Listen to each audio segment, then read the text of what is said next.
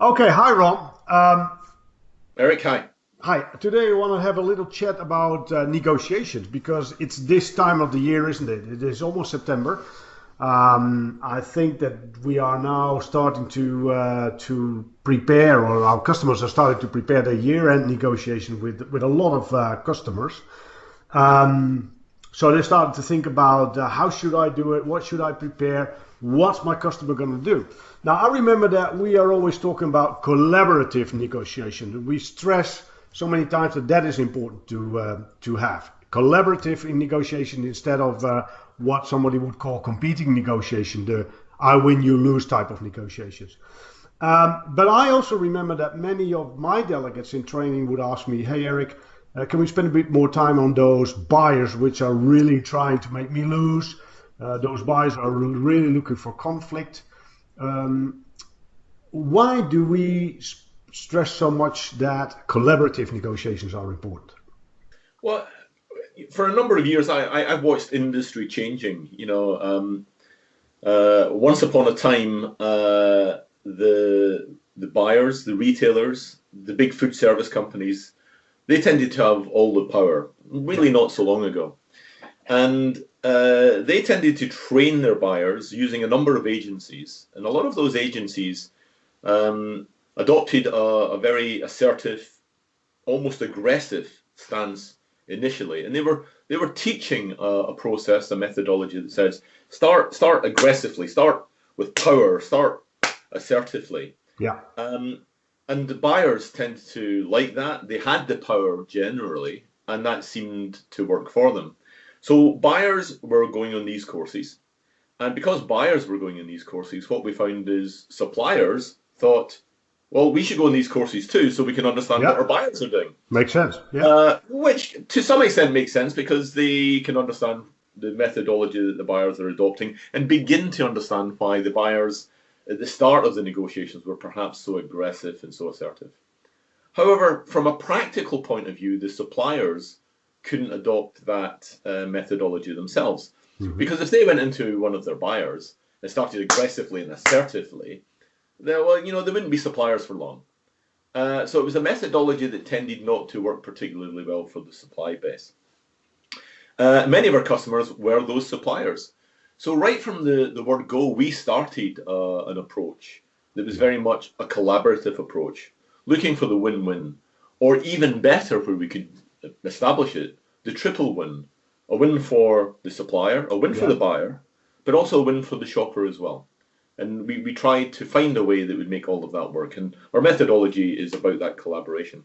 But what's interesting to me, Erik, is we work with a number of buying regimes. We work with a number of retailers. Yes.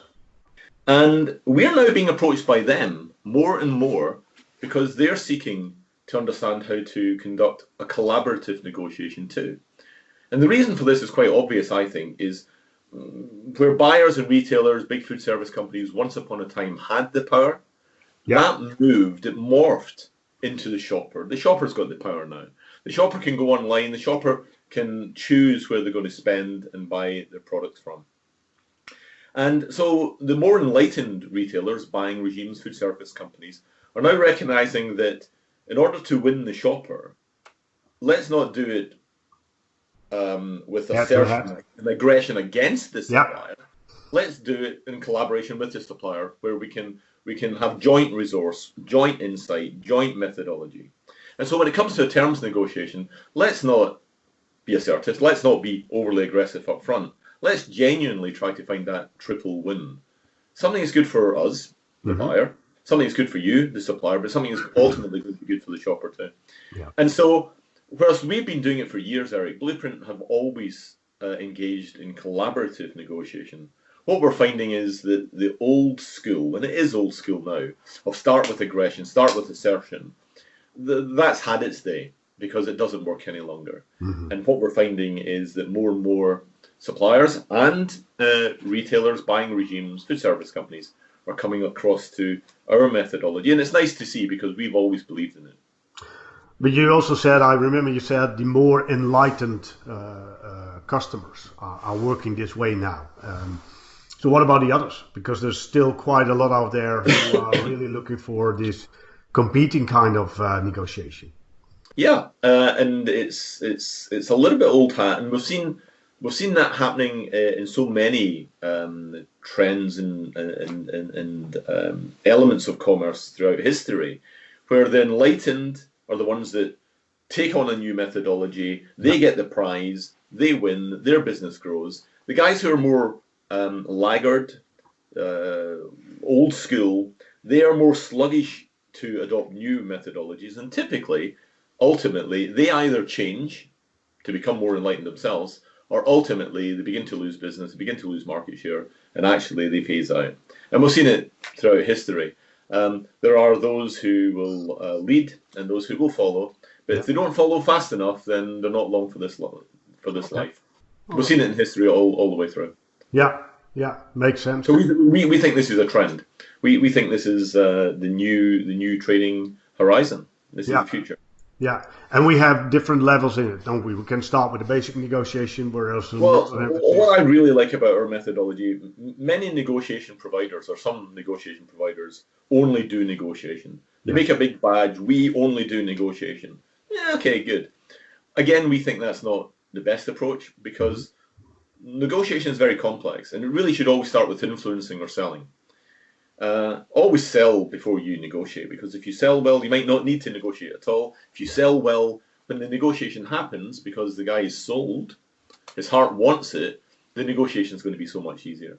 Yeah. So we've got a suite of programs, all contained in this environment, where we would start with influencing, selling, and the language and the methodology then lends itself and blends itself into our negotiation program. Yeah. And not for everybody, but then that mends and blends and morphs into our advanced negotiation skills program also. But the nice thing there is you go from selling to negotiation to advanced negotiation using a similar methodology, similar language, actually similar process, but what we do is we build on the competency level.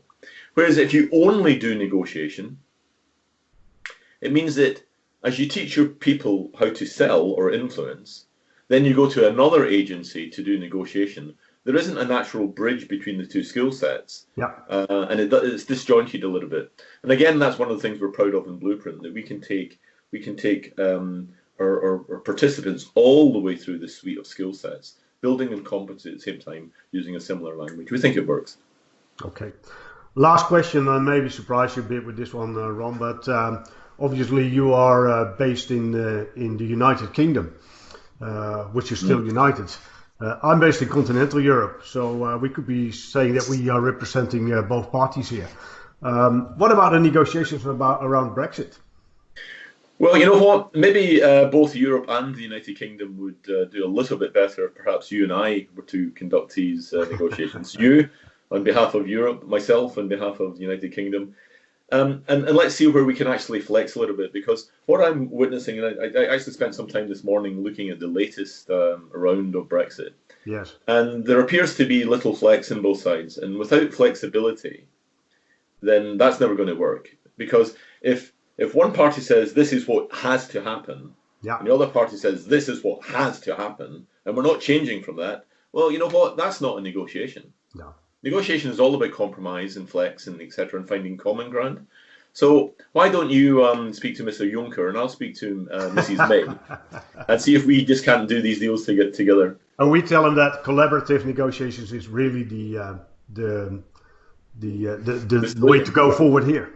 It is definitely the solution, and ultimately I'm sure that's what we'll win through, because conflict will never win. It never does. Okay. Thank you very much, Ron.